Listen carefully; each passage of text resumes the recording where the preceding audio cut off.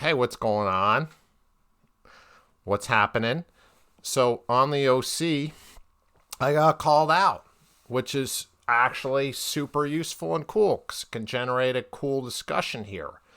I got called out for saying, you know, these crazy long lines an OC poet was using don't work, and it's just not. It just looks ignorant. Or mixing in prose. I just don't understand what you're doing. I'm just not going to read this. One dude even said they were hurt because I rejected their poem, which I don't accept or reject anything here. It's just not how it's. I'm not a publisher. I'm just reacting to stuff that I read online, trying to give people helpful feedback. That's it. I'm not the arbiter of truth here. All this is based on my own experiences trying to help people get better. So let's talk about that, right?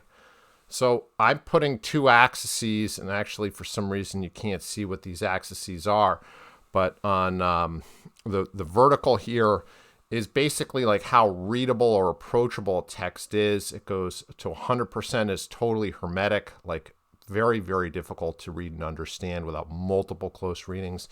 At the bottom there is like something that, basically when you read the sentence, you can understand what is being intended by the sentence. Now, it doesn't mean you understand every nuance at all or all the richness. It could be incredibly rich. It could be incredibly intricately layered. But in terms of your ability to understand cognitively that it's English being used to tell you something, to inform you, the people towards zero are readable. They're writing in a readable style.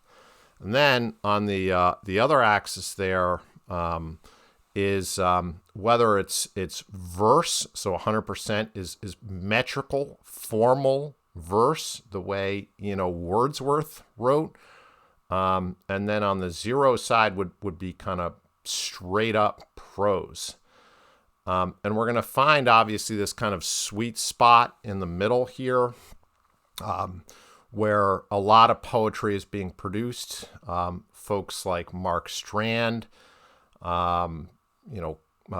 Terrence Hayes, Derek Mann, Carol Ann Duffy, Paul Muldoon, and then we get some outliers. But in general, a lot of stuff being written and published today is mostly kind of on the free verse spectrum. And free verse I kind of categorize as halfway between formal metrical verse and halfway between prose.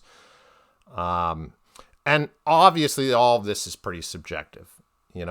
Someone else, they might say, Paul Muldoon is less readable than some of Ezra Pound and less approachable. And, Jory Graham to them is like much more approachable than, Derek Mann. And, it is very, very, very subjective. And, I'm not here to be the final arbiter again. I'm saying in general, we could say Walt Whitman, when you read Walt Whitman's line, it's closer to prose, and it's relatively comprehensible as English. You have to read a Walt Whitman line like 5 times in a row to understand what he's saying. He designed his poetry specifically to create this instant surface understanding between him and the reader, to create this profound connection. On the other hand, if you're reading James Joyce, Finnegan's Wake, you're probably not going to understand what the heck is going on. You're just not going to be able to do that. Like Finnegan's Wake is almost completely impenetrable. Some people have said it's a joke. Now, Dubliners, on the other hand, James Joyce's Dubliners, short stories, Dubliners, they're much closer to Colson Whitehead or V.S. Naipaul or most authors working today. Have a much more readable style like Dubliners. There's nothing weird or cryptic about Dubliners. Then you get into Ulysses and it gets a little weird. So you could put different people. William Faulkner wrote short stories that are pretty accessible. But, The Sound and the Fury is probably a little bit more hermetic. So, that's kind of the scale over there. Again, Ezra Pound, some of his poetry is pretty accessible, pretty readable, not super confusing. But a lot of it, he's really well known for things like his cantos that, frankly, they just don't really make much sense. And you could convince yourself that they make sense if you study it and you are willing to associate and immerse yourself into this Poundian universe. But for most people, most of the time, Gertrude Stein, Finnegan's Wake, Ezra Pound, these things just don't make a tremendously large amount of sense. And that's part of the fun. No judgment. I mean, sometimes difficult, obscure, puzzling poetry. I didn't put John Ashbery on this, but I'm a huge John Ashbery fan. Love John Ashbery. I love a lot of these writers. Now, all the way over here to the right, we have Vikram Seth. Vikram Seth wrote these kind of verse novels. Some people will say, well, is it even poetry if it's a novel? And of course, yeah, it's still poetry. Verse is always poetry, I would argue. Poetry can't just be a quality standard where it's like, well, if it's good, it's poetry. If it's bad, it's not. So like baseball players, when like they turn a great double play, it's poetry. Like boxers, when like it's really great boxing match, it's poetry. It's bad boxing, it's not. That's the stupidest friggin' thing I've ever friggin' heard. Fuck it. Fuck that. It's so offensively wrong to me that it's like poetry is a quality eliminator. It's not. Poetry, there's such a thing as bad poetry, folks. And like, we see a fair amount of it. Let's be completely honest with ourselves. It's not verse when it's bad. That is totally unfair. And Vikram Seth is a strong poet, as is Ogden Nash. You can't take that away from them. You guys should go read some Vikram Seth. Get a lot out of it. So in general, when I'm approaching poems and discussing them, I have my own biases and blind spots. I tend to look at stuff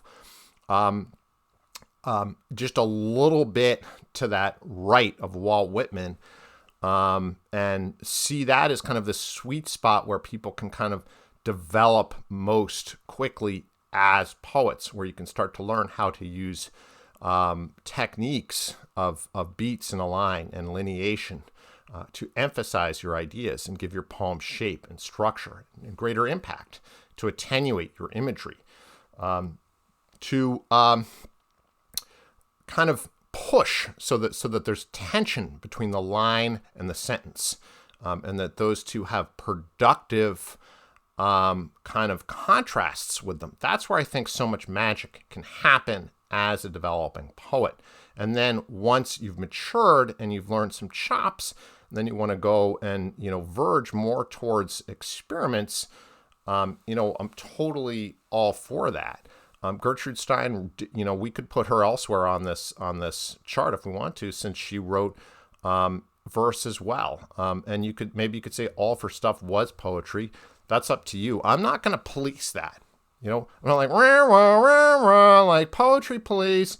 I would just say, generally speaking, for people who are getting into the game, trying to get stronger, trying to get better, when you're writing stuff that's mainly prose-like or very close to prose or is prose as your poems, you're not going to improve at the same rate as someone who is trying to deliberately employ the tools of verse.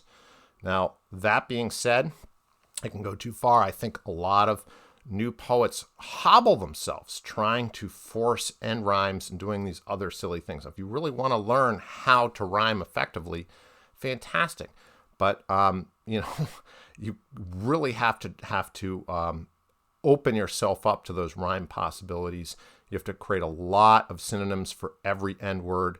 You have to have some flexibility there to come up with 20 or 30 different possibilities, and be able to move those end rhymes around a lot more than folks appear to be willing to do at this novice level. And fixating on rhyme, I think you miss some other things that are really important to develop as well. And you end up falling into this trap of kind of writing in a humorous or silly style. Ogden Nash obviously could write incredibly entertaining, witty, disarming, funny, light verse.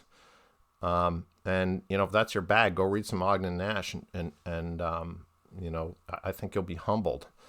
any rate, that's just pretty much all that I wanted to say in this quick video. I appreciate everybody who wants to kind of expand the frame and talk about the big picture. But that doesn't excuse anybody from lazy, half-arsed efforts. It doesn't mean you can do anything you want to do out there. You have to execute. You have to learn the tools and techniques, and you have to apply yourself seriously. And you know, when I open a poem on Reddit and it's, you know, scrolling for hours and it's weird mixes of verse and prose, it doesn't predispose me to think it's going to be a slam dunk. Now, one time, sooner or later, I'm going to open this up, and it is going to be a slam dunk. It's going to friggin' blow me away. It's going to be one of the greatest things I've ever seen after a million times opening. But generally speaking, folks just aren't there yet in their development. Folks could benefit from structure, from a little bit of discipline, you know? This isn't that easy as people think it is. It's not just slapping words down, hoping for the best. Read a little bit. You know, if you haven't heard some of these names, maybe that's an issue. Maybe you should go and pick up some of these books and read some of these people and get a lay of the land, see what you like. Then come after me, bro. You know, that's cool. But yeah, I will hold that ignorance is not a good look. Thanks, folks.